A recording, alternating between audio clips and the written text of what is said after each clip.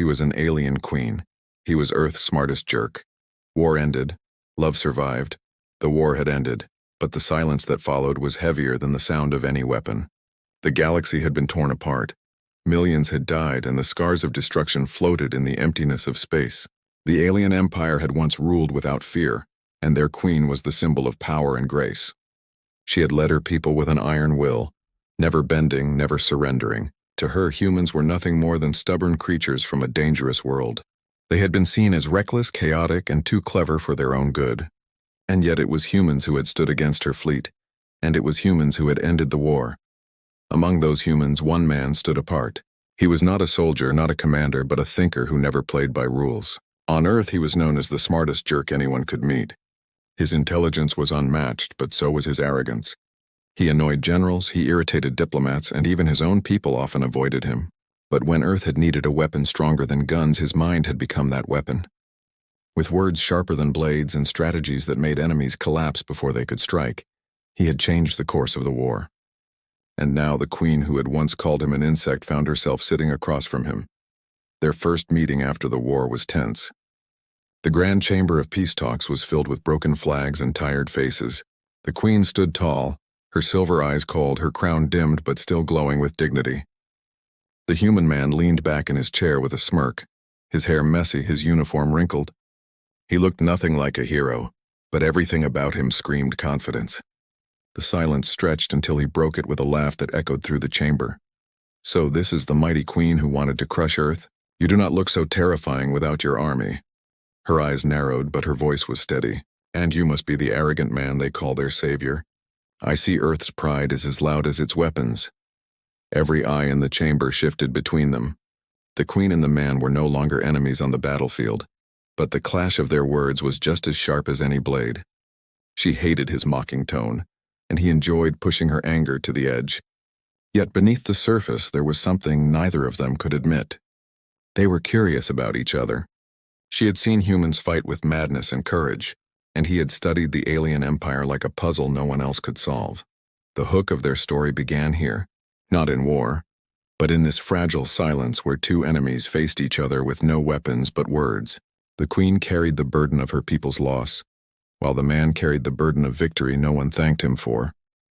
She wanted respect. He wanted to prove he was always right.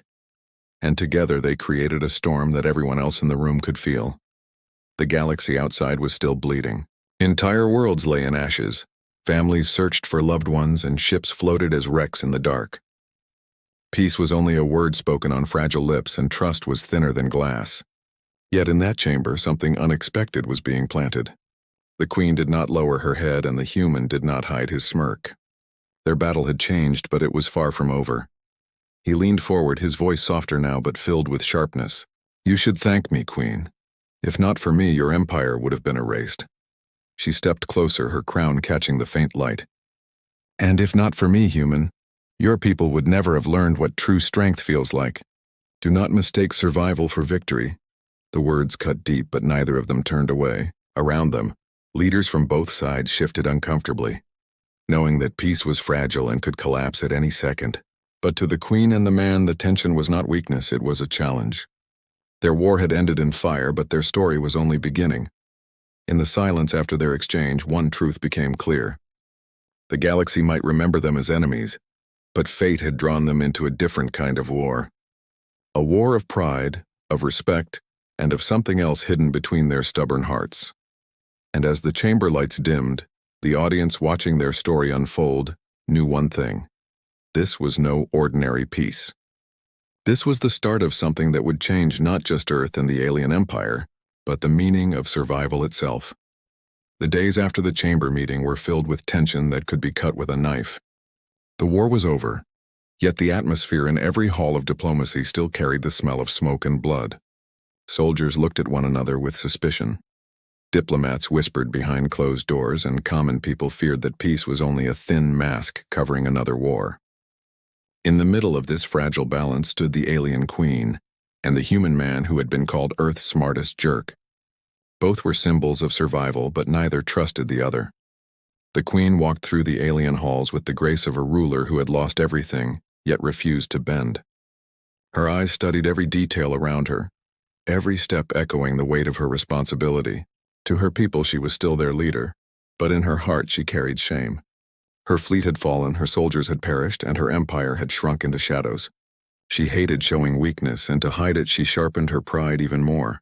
The humans called her cold, but she was simply fighting the war inside her heart. The man, on the other hand, moved through the same halls with careless arrogance. His clothes were never neat, his speech never polite, and his smirk always present. He annoyed guards, confused translators, and ignored traditions. Yet behind his rough surface, his mind was always awake. He studied the queen with the same sharp eyes that had broken her battle strategies.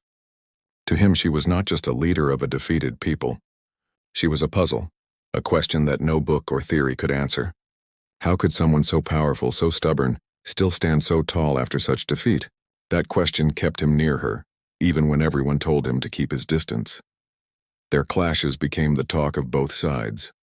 Whenever they met, words turned into sparks. She accused him of arrogance, he accused her of hypocrisy. She called humans reckless, he called aliens blind. At first their words were poison, but slowly the poison began to turn into something else. Behind the sharp insults were hidden layers of interest. Each insult was a test, each reply a challenge. Neither of them admitted it, but both looked forward to their next argument as if it was a battle they secretly enjoyed. One evening, as the stars burned quietly outside the great windows, they met again. The queen had been reviewing reports of her broken fleets while the man wandered into her chamber with the confidence of someone who did not care about protocol. The guards tried to stop him, but she raised her hand and let him in. She did not know why she allowed it. Maybe it was because his presence distracted her from the crushing weight of loss. Maybe because she wanted someone bold enough to speak without fear. He looked at her reports and smiled faintly. Numbers, ships, casualties. You read them like they are still alive. But they are not. You need to stop mourning and start rebuilding. Her eyes flashed. Easy for you to say, human. You sit on victory and lecture me. My soldiers died with honor. My empire bleeds. You cannot understand that pain. He stepped closer, his voice steady but cutting. You think Earth has never bled? We come from a death world, Queen. Our oceans hold bones, our soil drinks blood, and our skies have burned more times than you can count. Pain built us. That is why we are still here. That is why I am still here. For the first time, she did not reply immediately. His words carried truth, and truth had a way of piercing even the strongest armor. She looked at him with a mixture of anger and reluctant respect. He annoyed her beyond measure. Yet there was something about his refusal to bow, his refusal to soften his words that made her listen. In that moment, a shadow fell across the hall. A messenger rushed in with trembling hands, holding a tablet of coded signals. The queen read the message and her face hardened. The man leaned over her shoulder to glance at the screen, ignoring the gasps of the guards. Hidden transmissions. Attacks in preparation. A faction of her own people, bitter from defeat, were planning to strike again. This time not against her enemies, but against her throne. Her heart sank, but her face remained calm. He, however, grinned as if he had expected it. So even your people do not trust you. Looks like you need my annoying intelligence again? She glared at him, but deep inside she knew he was right. The fragile peace was not only threatened by humans or other species, it was threatened by her own kind. And to face that, she might need this arrogant man who had already broken every rule she believed in. Their clash of egos had shifted into something more dangerous. It was no longer about pride, no longer about insults. It was about survival, not just of two people, but of two worlds trying to stay alive after war. And as they stood side by side reading the message of betrayal, a strange bond began to form in the silence between them.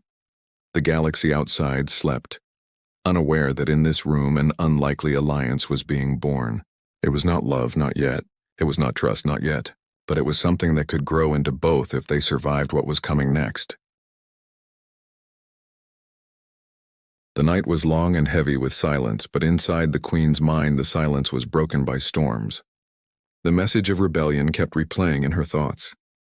Her own people, scarred by defeat, were not willing to forgive her failures.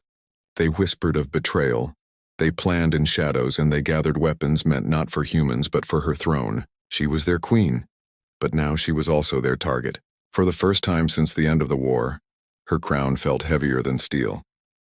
The man walked beside her through the narrow corridors, his usual smirk softened but still present. He seemed amused at the chaos, as though nothing could shake his confidence. Yet behind his eyes there was no laughter. He was studying everything, the guards, the shadows, the weak points in the walls. His mind was always at work, piecing together puzzles that others could not see. Where the Queen saw betrayal as a wound, he saw it as a challenge. He had warned her that peace would not last. Now his warning had come true. She paused in front of a wide window that showed the stars. Her reflection looked tired, almost human in its fragility. He joined her, hands in his pockets, staring at the same stars. "You know," he said quietly, "your problem is not that your people lost. Your problem is that they do not know how to live without war. They need someone to blame. And right now that someone is you." Her jaw tightened and her voice was cold.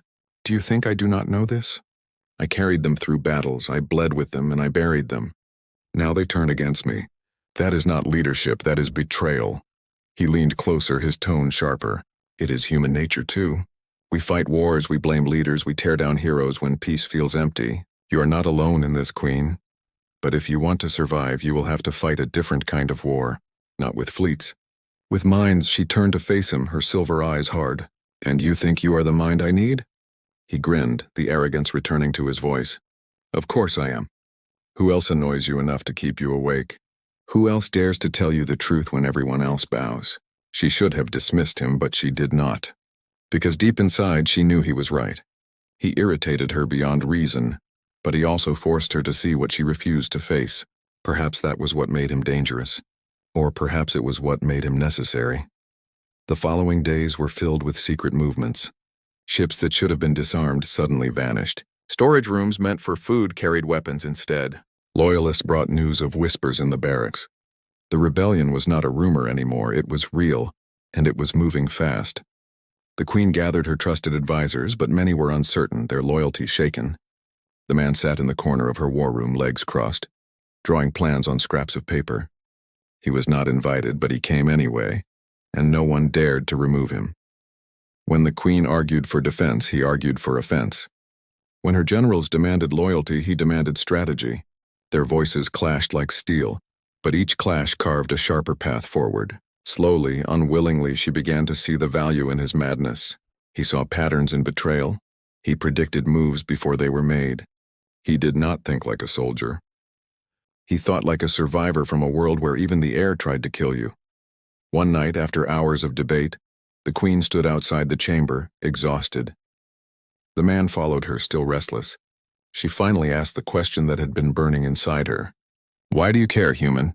You could return to Earth as a hero. Why stay here and risk your life for a queen your people hate?" His smile faded, and for once his voice carried no arrogance. "Because I know what it feels like to win and still lose. Earth celebrates me, but I walk home alone. My people cheer, but they do not see me. They only see the victory. Maybe helping you is the only way I remind myself I am still alive." His honesty struck her deeper than any insult. She saw him not as a jerk, not as an arrogant mind, but as a man carrying his own invisible wounds. She turned away before he could see the flicker of emotion in her eyes. The rebellion came sooner than expected. Explosions lit the outer colonies, and coded signals filled the air with confusion. Ships loyal to the rebels moved in formation, their weapons glowing with anger. The Queen's fleets were scattered, weakened by the war, and her palace became the heart of the storm. In the chaos, she stood tall with her crown, refusing to bow. And beside her, the man stood with nothing but his mind and his relentless will. The galaxy had thought the war was over, but in truth, a new one was beginning. And this time, it was not between humans and aliens. It was between loyalty and betrayal, between survival and collapse. And at the center of it all were two unlikely figures, the Queen and the smartest jerk of Earth, bound not by peace, not yet by love, but by the need to face an enemy greater than either of them had expected. The rebellion did not strike like thunder, sudden and loud. It moved like poison, spreading quietly through the veins of the empire. Every hour new reports reached the Queen. Supply lines cut, loyal officers executed, entire colonies refusing her command. What had once been her empire was now a fractured body, and the infection was spreading faster than she could heal it. Her council fractured as well. Half whispered that she should surrender, half demanded she strike with what little power she had left. But none of their voices gave her strength. Instead, she found herself listening to the man who never stopped speaking his sharp truths. He stood in her war room with maps projected across the walls, His finger traced lines where the rebels would strike next, his voice filled with certainty that made her advisors shift uncomfortably. "They are not after your empire," he said, his tone calm yet ruthless. "They are after you. If they remove the crown from your head, peace will fall apart. Earth will back away and your people will collapse into war against themselves. That is their plan." The Queen's eyes narrowed, her silver gaze fixed on him. "And what is your plan, human? Do you think you can stop them with arrogance alone?" He smirked, though it carried little humor. "Arrogance built your fleets. My arrogance broke them. I am not offering pride. I am offering survival." The tension between them burned hotter than any fire. She hated his words, yet every piece of her instinct told her he was right. Her pride wanted to resist, but her duty to her people forced her to listen. That night she stood alone in her private chamber, the crown resting on the table before her. For years it had been her strength, the symbol of her rule. Now it felt like a chain around her neck. She thought of her fallen soldiers, the ones who had given everything for her commands. Their voices whispered in her mind, asking if she was still worthy. Her heart whispered an answer she did not want to hear. The door opened behind her without warning. Only one man would dare. He entered quietly for once without his careless smirk. "You cannot carry it all alone," he said softly, his voice stripped of arrogance. "If you try, you will break. And if you break, everything breaks with you." She turned, anger flaring. "What do you know of carrying worlds, human? You mock, you laugh, you walk as if nothing matters." His eyes met hers, steady and unshaken. "Do you think I laugh because nothing matters? I laugh because everything does. I mock because the pain never leaves. My people cheer for me, but I am a ghost in their celebrations. I know what it means to win and feel emptier than before. You wear a crown, I wear a smile. Both are masks." His words pierced her like a blade she had not expected. For the first time she saw him not as an enemy, not as an annoyance, but as someone who understood the burden she carried. Silence stretched between them, heavier than war. The next day the rebellion struck directly. Explosions rocked the palace walls and loyal guards fell under fire. The Queen stood on the balcony, her figure outlined against the burning sky. Below, rebel soldiers marched with banners raised, shouting her downfall. The air was filled with smoke and betrayal. She gripped the railing, ready to die with her honor, but the man stepped beside her, his mind already racing. "They want you to fight here," he said quickly. "They want the image of a queen dying on her throne. We will not give them that. You must leave this place and strike where they are weakest." She shook her head, fury in her voice. "A queen does not run. A queen dies standing." He grabbed her wrist, his eyes blazing. "And what good is a dead queen to her people? Do you want to be a memory? Or do you want to be the one who saves them? Pride will not save them. Strategy will." For the first time in her reign, someone dared to touch her hand, not in worship, not in obedience, but in raw defiance. And for the first time she did not pull away. With his plan, they moved through hidden passages beneath the palace, shadows guiding their escape. Rebel soldiers stormed the halls above, shouting her name like a curse, but she was already gone. They traveled through tunnels carved long ago, meant for rulers to flee in times of collapse. She had once thought herself too strong to ever use them. Now she was forced to accept that survival sometimes meant retreat. Outside the city, they reached a hidden outpost where a handful of loyal ships still waited. Her generals argued against trusting the human, but she silenced them with a single command. "He sees what we cannot. If we are to survive, we follow him." In that moment, the balance shifted. She was still their queen, but her voice carried a new edge, an edge sharpened by the presence of the one man who dared to stand equal to her.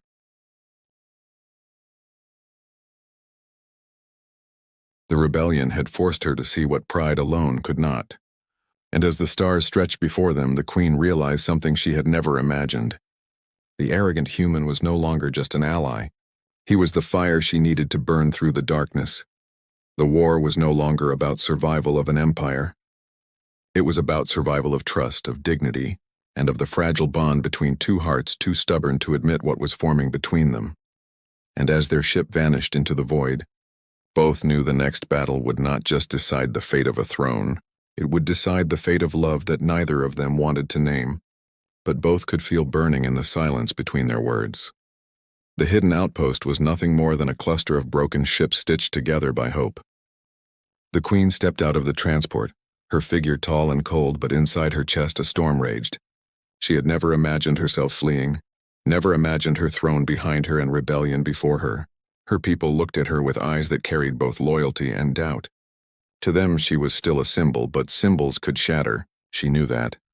The man followed her, careless as always, but his presence carried weight. He walked through the camp with the same arrogance he had walked through war. Soldiers whispered about him, calling him disrespectful, calling him dangerous. Yet they could not deny one truth. He had saved them once, and he might save them again. In the war room of the outpost, the Queen spread reports across the table. The rebellion was growing stronger by the hour. Colonies had joined them, ships had turned, and voices once loyal now demanded her death. Her advisors argued with each other until the air grew thick with chaos. The man sat in the corner, tossing a metal piece of broken ship between his fingers, his eyes watching, his mind calculating. Finally, when their voices grew unbearable, he spoke. "You are fighting this wrong," he said, his tone flat. The chamber fell silent. "You want to fight like before, armies against armies, fleets against fleets. But that is not how rebellions work. They are not an empire. They are an infection. And you do not fight infection with pride. You cut it out fast and deep." The Queen's silver gaze fixed on him, sharp as a blade. "And what would you have me do, human? Kill my own people like animals?" He met her stare without fear. "I would have you save the ones who still believe in you by showing them that you are not weak. Strike the leaders, not the soldiers. Break their head and the body collapses." Her advisors murmured in shock, but she kept her eyes on him. She hated the cruelty of his words, but she could not deny the logic. He was asking her to be ruthless, but she had been ruthless before. That was how she had become a queen. The difference now was that her ruthlessness was no longer for conquest. It was for survival. That night, as stars burned above the outpost, she stood alone outside her chamber. He found her there, as he always did, stepping into her silence without invitation. For once, she did not send him away. "You see everything like a game," she said quietly. "Moves and pieces. But these are not just pieces. They are my people." He leaned against the wall, his voice calm but edged with something raw. "And if you let your heart blind you, they will all die. Sometimes the only way to save people is to be colder than the ones who want to destroy you. You know that better than anyone." She turned to him, her voice breaking through the silence. "And what of you? What do you fight for, human? This is not your war." For a moment his smirk faded, and his answer came with no arrogance. "Maybe it is because I see myself in you. You are hated by your own for failing them. I am hated by mine for being the one who saved them. Neither of us belongs. Maybe that is why I stay." Her heart trembled, though her face remained hard. She wanted to deny his words, but deep inside she felt the truth. He was not her enemy anymore. He was the only one who stood with her when the galaxy turned away. The battle came at dawn. Rebel fleets descended on the outpost, their weapons glowing red against the stars. The Queen stood at the front, her crown gleaming, her voice steady as she commanded her loyal soldiers. And beside her, the human whispered strategies that turned chaos into order. Together they fought not with perfect harmony, but with the fire of two storms colliding. When the enemy breached the gates, she led the charge herself, her blade cutting through betrayal. He stayed close, not as a protector, but as a partner, his mind guiding every strike, every step. Their clash of egos became a weapon sharper than steel. She was the strength, he was the mind, and together they carved through the rebellion's heart. The final moment came when the rebel leader stood before her, a former general who had once sworn loyalty. His voice dripped with venom as he called her weak, unworthy, broken. For a heartbeat, doubt returned. But then she heard the human's voice behind her, calm and unshaken. "Show them who you are. Not the queen who lost, the queen who survives." Her blade struck and the rebellion's leader fell. Silence followed. The kind of silence that comes when history changes. The rebels broke, their fleet scattered, their courage drained. The infection was cut out, just as he had said. In the aftermath, as smoke drifted across the stars, she stood on the balcony of the outpost. Her people cheered, though their voices carried exhaustion. She removed her crown, holding it in her hands, and for once it did not feel like a chain. It felt lighter, as if shared. She turned to the man who stood beside her with his usual smirk, but his eyes carried something deeper. "You are still arrogant," she said softly. "And you are still stubborn," he replied. For the first time since the war, she allowed herself a small smile. It was not peace yet, not love yet, but it was the beginning of something stronger than either. A bond forged in war, sharpened by pride and softened by survival. The galaxy would remember the war as the end of empires, but it would remember them as something else.